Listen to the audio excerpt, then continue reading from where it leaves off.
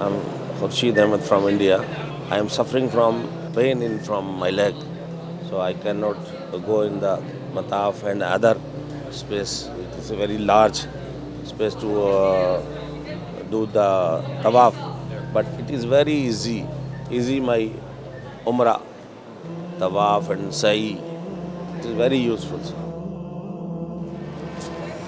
Oh guys, so for today, we're going to show you how to use the buggy system for your parents, if you have elderly parents, or if you're coming to Umrah alone and you fear that you're not going to be able to perform the Umrah because you're not able to walk. We're going to show you exactly how to get the buggy. And I'll let brother Ali lead the way for this one. Okay, inshallah. So, Bismillah ar-Rahman ar-Rahim. Bismillahirrahmanirrahim. Assalamu alaikum wa rahmatullahi wa barakatuh. What we're doing today, like Brother Rafi just mentioned, is it's literally for those people that have a lot of fear. So I get a lot of people contacting me with a bit of fear. They may not be able to perform Umrah. What facilities are there? How can this be done? Also, some of the people that want to come for Umrah, they have family members with them for support, but they feel that they're burdening their family members. And for this reason, we're going to show you a way where you can come and perform your own Umrah. Of course, if you can walk and do your Umrah and your Tawaf, it's better for you to walk and do it. But for those that are in special needs in terms of wheelchair users, people with disabilities that can't walk, this is one of the best methods to do your Umrah, to do your Tawaf, voluntary Tawaf on a daily basis if you want. And we'll show you how to go around, how to get it done, and where to go. So obviously, brothers and sisters, you can see I'm not in my ihram garments, right? You don't need to be in your ihram garments, obviously, when you're coming to do voluntary Tawaf. But for the sake of this vlog, alhamdulillah, they've allowed us to come through and show you guys how the whole Umrah process will be done.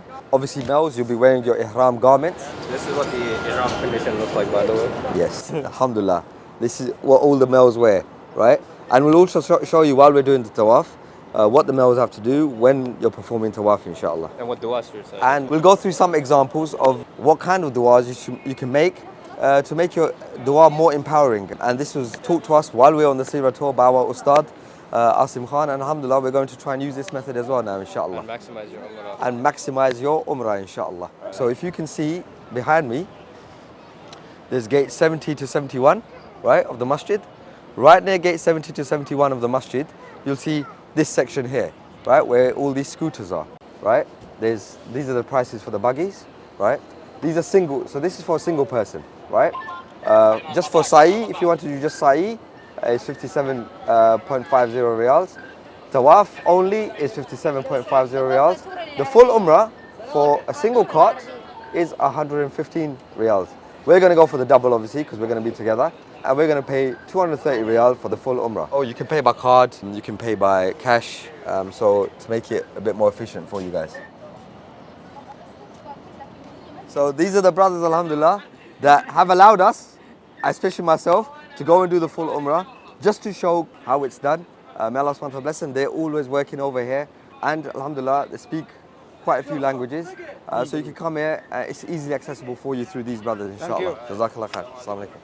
Also, the whole masjid is actually wheelchair accessible.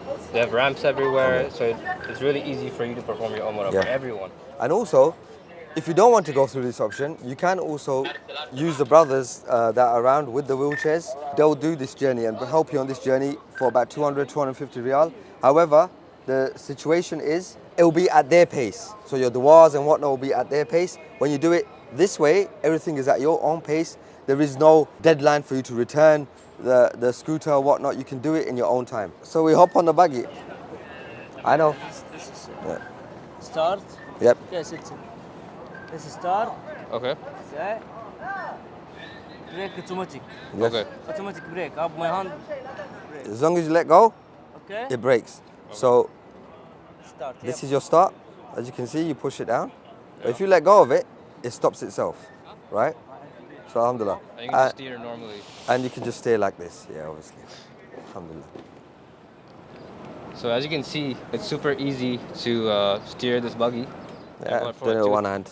230 riyal, how much Yeah. is that in pounds or in Canadian dollars? 230 riyals is 40. equivalent of about 40 quid. 40 quids? Yeah, 40 quid. 40 quids? And it's well worth it, to be honest with you. For a lot of people that struggle, this is a way for you now to come and do your umrah with ease, and there's no excuses. Yeah, and There's just no focus excuses. on your umrah, you Subhanallah. know, Focus. Yeah, exactly. And you got as much time as you want on these buggies. As you can see, they don't move too fast as well. There's a limiter on them, alhamdulillah. So we'll most probably be here for an hour, hour and a half. So there's I'm this showing you whole this. ramp that leads up to the masjid, so you don't have to worry about any like staircases or any escalators. This is built specifically for these buggies as well. Yes. All right, you wanna continue your labbaik? لبيك اللهم لبيك لبيك لا شريك لك لبيك إن الحمد والنعمة لك والملك لا شريك لك. From a lot of the opinions of the scholars, alhamdulillah, is also that it doesn't lessen your rewards. Obviously, as long as you're sincere in why you're doing it and why you're using this buggy instead of walking, Allah subhanahu wa ta'ala knows best. Allah subhanahu wa ta'ala knows our intentions. Yeah. So may Allah subhanahu wa ta'ala accept from you guys and bless you all with the ease to be able to come and perform your umrah. So as you can see here, this whole ramp is just for the buggies. Yeah, this is only for buggies, right? So now you can see. We will you got to be careful around this as you're entering because obviously there's other buggies coming across. However, alhamdulillah, as you can see, it's quite safe. And the people down there are doing the tawaf. That way you're not interfering with the people that are walking. And what a beautiful, majestic sight it always is. So bismillah, here's brother Rafid. He will uncover his right arm now, as this is a condition for men whilst doing tawaf. Right, so a lot of people have a stigma about using buggies, wheelchairs while performing umrah. However, the Prophet ﷺ is mentioned performed umrah on a camel. Yeah. Of course, we're in the 21st century now, and things are a bit more adapted and a bit more different. These are like our electronic camels now. Yeah. So here, look, so if you see this point over here, so as you can see, the green light, just like on the ground floor, that indicates the beginning of tawaf. That shows where Hajr Aswad is. All right, so this is where we begin our tawaf. Bismillah Allahu Akbar. Oh We can damn. actually reverse. Oh damn, we've just figured out you can reverse. Whoa. We've just figured this out. Wow. Lovely. So while we do our tawaf, now it's the point where we're beginning our du'as, our own personal du'as. Now remember, your du'as can be in any language, right? This is between you and Allah subhanahu wa ta'ala. You're in the best place to ask Allah subhanahu wa ta'ala for whatever you want. And these du'as, this method of asking du'a, it's not strictly for the haramain. It's anywhere. Whenever you make du'a, one of the best ways to start du'a is by giving salutations upon our beloved Prophet sallallahu alaihi wasallam. Of course, Allah subhanahu wa ta'ala loves the Prophet sallallahu alaihi wasallam the most. And we begin our du'as by also giving our salutations to the most beloved to Allah subhanahu wa ta'ala. This is one of the ways where our du'as can be more empowering. So we begin with Allahumma salli ala Sayyidina Muhammadin wa ala ali Sayyidina Muhammadin wa barik wa sallim. And I'm going to do this the whole way around. Allahumma salli ala Sayyidina Muhammadin wa ala ali. Bismillah wallahu akbar. All right, this is the second step of the process for your second round. So what you do now is you praise Allah, our Creator, the Most Kind. You praise Him as much as you can because it is Him who we ask from. It is Him who is the best of providers. So you would praise Allah like, Ya Allah subhanahu wa ta'ala, you are the Lord of the heavens and the earth. And it doesn't have to be in Arabic, like I'm saying, I'm doing it in English. And you just praise Allah subhanahu wa ta'ala. A lot of people know the 99 names of Allah subhanahu wa ta'ala. Use that all around. Do dhikr. Do the dhikr to Allah subhanahu wa ta'ala.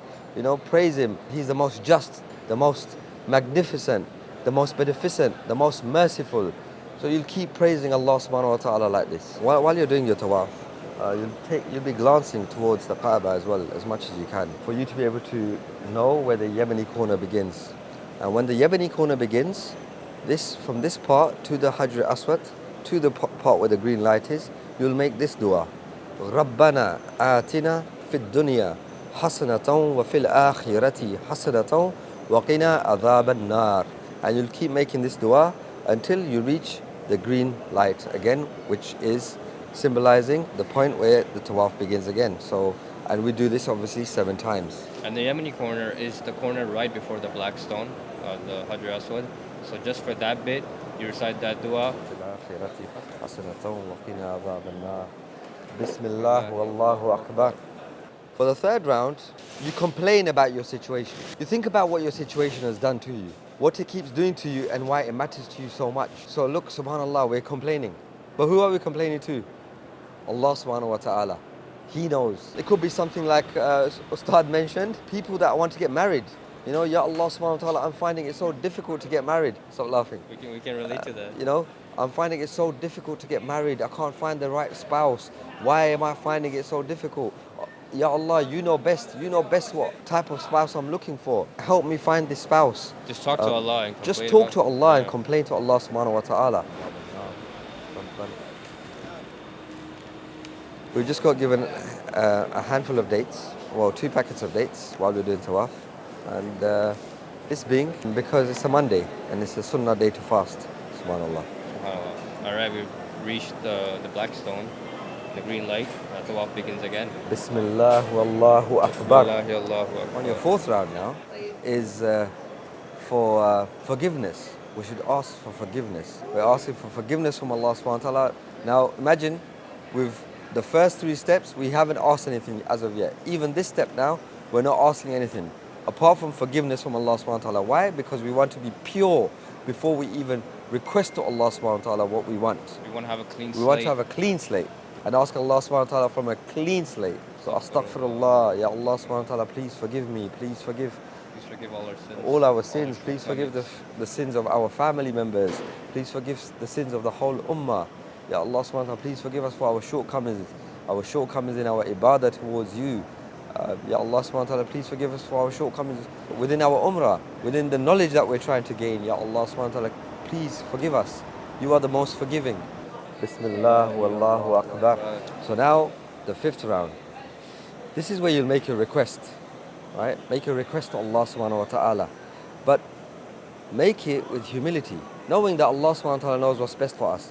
So you'll ask, Ya Allah subhanahu wa ta'ala, if it is best for me, Ya Allah subhanahu wa ta'ala, please bless me, my family, all those around me with good health, good wealth.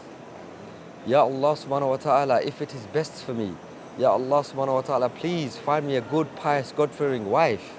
Ya Allah subhanahu wa ta'ala, if it is best for me, bless me with happiness and success in this dunya and the akhirah. Yeah, so you'll make these du'as. But all in all, you ask Allah subhanahu wa ta'ala in humility, knowing Allah subhanahu wa ta'ala knows what is best for us, and we ask Him for what we want. It could be money, health, cars, business. Most importantly for me, something that's close to my heart is removing oppression, freeing our brothers and sisters who are in oppression, those in depression, those who are being tortured. So all of these du'as we make and we request to Allah subhanahu wa ta'ala. Why? Because Allah subhanahu wa ta'ala is the only provider. He's the best of providers and the only provider.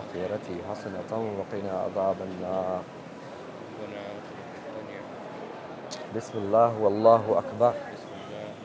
Now, our 6th hack for dua is you repeat your dua now. When you repeat your request, this shows Allah subhanahu wa ta'ala that you really want it. And repetition shows conviction that only Allah can help you. So repeat your request now, whatever that request was. You know, myself, it was to remove oppression, to give us health. And again, remember, these du'as are not just for tawaf. This is a method for you guys to be able to make du'as and for us all to make du'as in a general way, wherever we are. This 7-step method. Bismillah wallahu akbar. Now, the 7th round, we're starting, the final round of our tawaf. The beauty of this dua when you're doing tawaf, that alhamdulillah, you can keep count of your tawaf as well. A lot of people, a lot of us, sometimes get confused, we forget, we don't know how many tawaf we've done. When you've got this method, then you also keep counting with tawaf.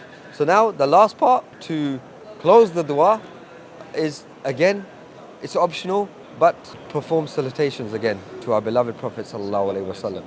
And this now we're going to do again the final round. We started the tawaf.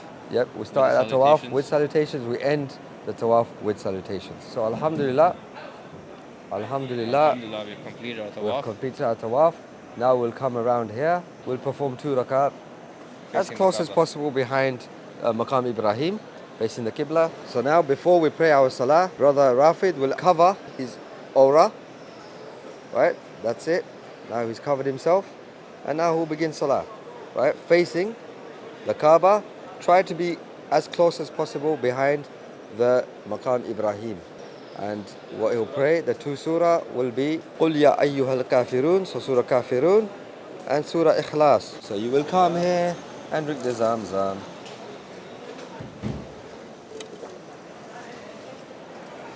What have you just done there? Pour some water on my head. Why? It was a sunnah. We've done our Alright. tawaf. What's the next step? We're going to do sa'i. Sorry. Now, alhamdulillah, our tawaf is over and you'll be able to see as you go around. There's signs You'll everywhere. see a sign saying to Masa. In It says in Urdu, sa'i ke liye. Sa'i ke liye. Yeah. So now we're going to Masa. And you take off the slip road.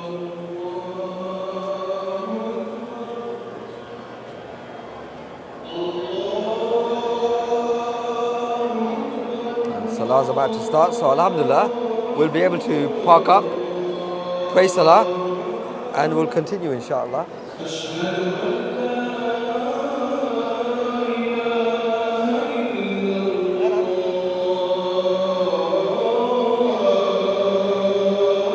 How do we accelerate before the green So lights? right before the green lights, what I like to do on the buggies, take a little bit slow, right? So drop the speed a little bit, making your du'as. And then obviously for men, when you come down to the green lights, you want to speed up a bit, right? Because we're supposed to be running or pacing up. So now, pace up, making our du'as of course. And it's about a 50-meter distance. Once that distance is over, You slow back down? and you slow back down slightly. Slightly. Slightly. Alright. All the way to Marwa. All the way to Marwa. And same thing back from Marwa to Safa. And same thing back from Marwa to Safa. You okay? Sometimes accidents do happen. Sometimes I do, but you just got to be calm. Yeah. Well, they're not major accidents. It's just someone clipping your Your buggy. buggy from behind. Remember to be patient. You're doing your umrah. And of course, there's no point screaming and shouting as someone that's trying to do the same thing. It's an accident. Look past it and you Forgive them. continue. You forgive them for the sake of Allah subhanahu wa ta'ala, because what are we here for, most importantly, is forgiveness. Because that's what's going to take us to Jannah. A clean slate, right? Exactly. So you start your sa'i at Safa and you want to end your sa'i at Marwa. So if for some reason your sa'i ends at Safa, then you probably did something wrong. Yeah, 100%. 100%. And then after that, obviously for the men, you shave your head. You can cut your hair, you trim your hair, but there's more reward in completely shaving.